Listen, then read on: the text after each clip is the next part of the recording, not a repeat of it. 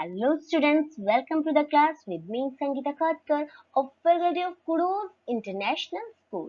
Students, in today's video we are going to study the lesson The Best Christmas Present in the World.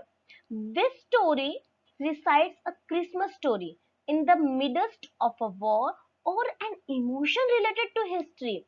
But before I tell you more about it, let me introduce you about the author. This story is written by Sir Michael Morpurgo. He is an English book author, poet, playwright. He is best known for writing children's novels. Okay, so let's start the story. The lesson reflects upon the desire of the soldier and their families to reunite among themselves and spend time with their families. The chapter narrates the story of an old lady, Connie, who is the wife of a British soldier. So now let's read the story and understand its detail.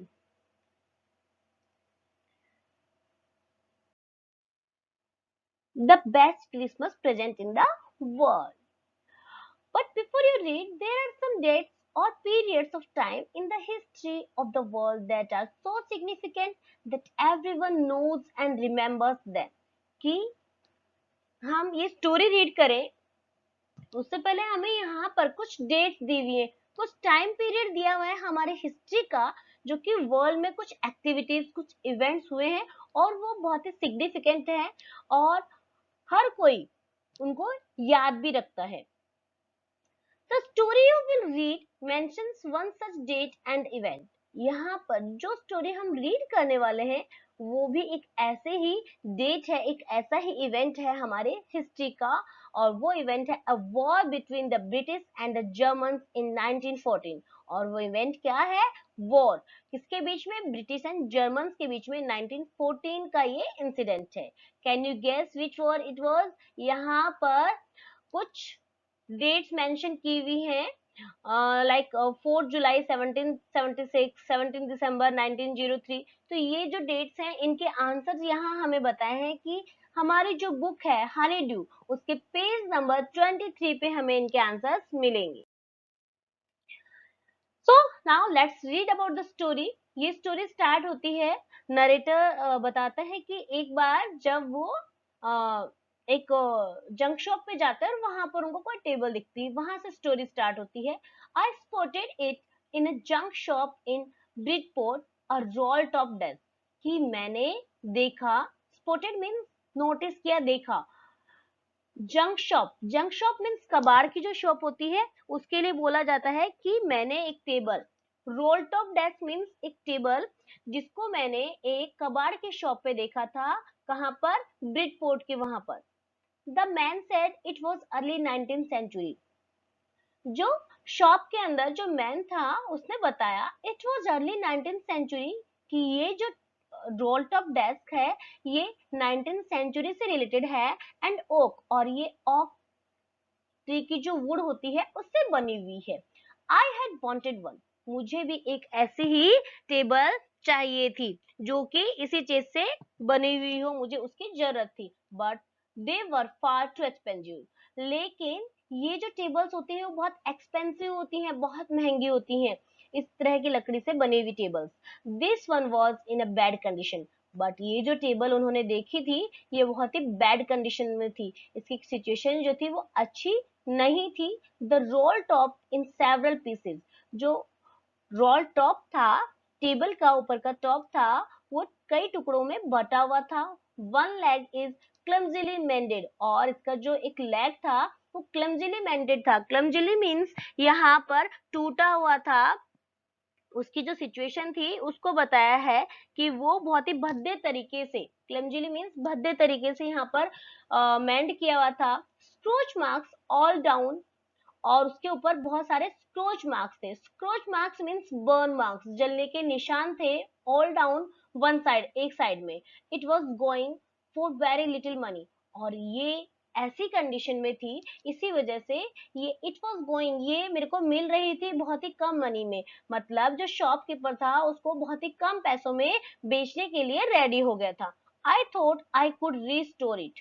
तो मैं सोच रहा था कि मैं इसको restore कर लूंगा, दोबारा से इसको ठीक कर लूंगा, it would be A risk. लेकिन ये एक रिस्क था, एक चैलेंज था मेरे लिए, बिकॉज इसकी कंडीशन बहुत ही खराब थी, but I had to have it. लेकिन मुझे ये चाहिए थी, क्यों? क्योंकि मुझे इस तरह की टेबल जो थी वो अच्छी लगती थी, तो मुझे तो ये लेनी ही थी, तो मैंने उसको ले ली। I paid the man and bought it, मैंने मैन को पे किया और इसको ले लिया।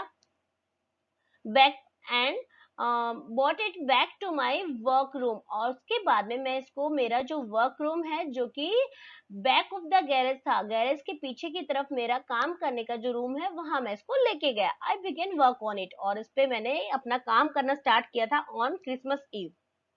क्रिसमस की पूर्व संध्या पर, क्रिसमस की पहली इवनिंग पर मैंने इस पे काम करना ठीक कर स्टार्ट कर दिया था, इसको ठीक करना स्टार्ट कर दिया था। I removed the roll top completely and pulled out the drawers. मैंने क्या किया, इसके ऊपर जो घूमने वाले ऊपर का जो इसका पार्ट था उसको पूरी तरह से हटा दिया, और उसके बाद में पुल्ड आउट, खींच लिए थे, इसके जितने भी ड्रॉवर्स है उनको बाहर निकाल लिया था। The veneer had lifted almost everywhere. अब यहाँ पर बता रहे हैं कि जो वेनिर है, वेनिर से मीन्स यहाँ पे जो डेकोरेटिव वुड होती है, यहाँ पर ग्लोसरी में भी आपको दिया है, एक थिन लेयर होती है प्लास्टिक और डेकोरेटिव वुड की, जो कि फर्नीचर के ऊपर लगाया जाता है उसको अट्रैक्टिव बनाने के लिए। तो जो वेनिर है हैड लिफ्टेड ऑलमोस्ट एवरीवेयर, वो वेनिर ऑलमोस्ट हर जगह से हटा हुआ था। It looked like water damage to me, और उसको देखकर ऐसा लग रहा था कि उसके ऊपर की जो ये लेयर है वो हटी हुई है, किसकी वजह से हो सकता है, वाटर की वजह से ये डैमेज हुआ हुआ है, वाटर की वजह से ये नुकसान हुआ हुआ है। देन उसके बाद में both fire and water had clearly taken their roll on this desk, means ये जो रोल टॉप डेस्क है इसको डैमेज करने में वाटर एंड फायर दोनों का ही हाथ था। मीन्स ऊपर का जो पार्ट जला हुआ था वो फायर की वजह से बर्न था, उस पे स्क्रॉच मार्क्स थे, और यहाँ पर जो वेनिर थी उस पे वाटर के मार्क्स दिखाई दे रहे थे, मीन्स वाटर से वो जली हुई है। या मे भी हो सकता है कि फायर लग गई हो, फायर बुझाने के लिए मोस्टली लोग वाटर अप्लाई करते हैं, तो उसके भी स्पॉट हो सकते हैं। The last drawer was stuck fast. अब बताते हैं कि जो लास्ट ड्रॉवर है वो फंस गया था वहां पर। वो ड्रॉवर, यहाँ पर नरेटर कहते हैं कि मैं निकालने की कोशिश कर रहा हूँ, लेकिन वो ड्रॉवर निकल नहीं रहा था। I tried all I could to ease it out gently. I tried, मैं पूरी कोशिश लगाता हूँ, I could to ease it out gently, कि मैं easily इसको बाहर निकालूं। In the end I used brute force, और एंड में जब मैं उसको बाहर नहीं निकाल पाता हूँ तो मैं क्या करता हूँ, ब्रूट फोर्स यूज करता हूँ। मीन्स मैं अपना पूरा शरीर की ताकत लगाता हूँ, पूरा फोर्स मैं यूज करता हूँ। I stubbed it sharply with the side of my fist. उसके बाद में कहते हैं कि आई स्टब्ड इट, मैं क्या करता हूँ उस पर स्ट्रक करने की कोशिश करता हूँ, चोट लगाने की, मार करने की कोशिश करता हूँ। किससे? साइड ऑफ माई फिस्ट, मेरी फिस्ट से, मीन्स मेरी मुट्ठी से मैं उसको जोर से मारने की कोशिश करता हूँ। And the drawer flew open to reveal a shallow space underneath. And, और जैसे ही मैं उस पे अपने फेस से मारता हूँ, जो ड्रॉवर है फ्लो अपॉन, तो वो ड्रॉवर थोड़ा हिलने लग जाता है और बाहर निकलने की कोशिश करता है। मतलब मैं उसको धीरे धीरे, वो हल्का हो जाता है और बाहर निकलने की कोशिश करता है। तभी वहां पर एक सैलो स्पेस दिखाई देता है, खाली जगह दिखाई देता है। अ सीक्रेट डोर, मीन्स वहां पर एक सीक्रेट डोर भी थी। Then there I reached in and took out a small black tin box. उसके बाद में जब मैं उसको बाहर निकाल लेता हूँ तो मैं देखता हूँ वहां पर कि वहां पर उसके अंदर एक छोटा सा ब्लैक कलर का टिन का बॉक्स भी होता है। Sellotape to the top of it, उसके टॉप पे सेलो टेप से उसको चिपकाया होता है। And it was a piece of line note paper, और ये एक लाइन नोट पेपर का पीस था जिसपे कुछ लिखा हुआ था। And written on it in shaky handwriting, उस पे शैकी हैंड राइटिंग में कुछ लिखा हुआ था, कांपते हुए हाथों के साथ कुछ लिखा हुआ था। एंड लिखा हुआ क्या था? Jim's last letter received January 25th Jim का आखिरी लेटर जो रिसीव हुआ था जनवरी 25 1915 को, to be buried with me when the time comes. उसमें लिखा हुआ था कि to be buried with me, कि इसको मेरे साथ ही दफना दिया जाना चाहिए, दफना देना, व्हेन द टाइम कम्स, जब समय आए, मीन्स जब मेरी डेथ हो, मुझे दफनाया जाए, तो ये लेटर भी मेरे साथ ही दफनाया जाए।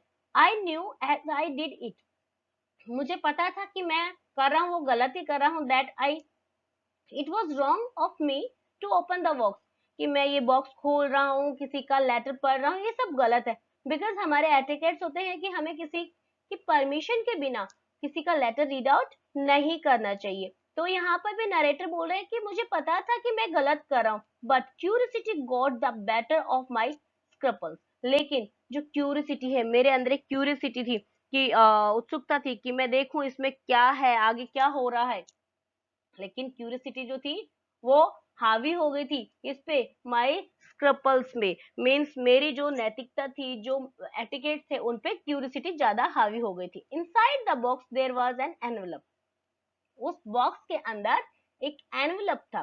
द एड्रेस रीड, और उस पे एक एड्रेस लिखा हुआ था, वो लिखा हुआ था mister Jim McPherson, 12 copper beeches, Bridport, Dorset, उस पे ये एड्रेस लिखा हुआ था। I took out the letter and unfolded it, मैं उस लेटर को लेता हूँ और उसको ओपन करता हूँ, अनफोल्ड करता हूँ। It was written in pencil, ये पेंसिल से लिखा हुआ था, and dated at the top, और उसकी टॉप पे डेट मेंशन की हुई थी, दिसंबर 26 1914। कब की डेट थी? दिसंबर 26 1914 की उस पे डेट लिखी हुई थी।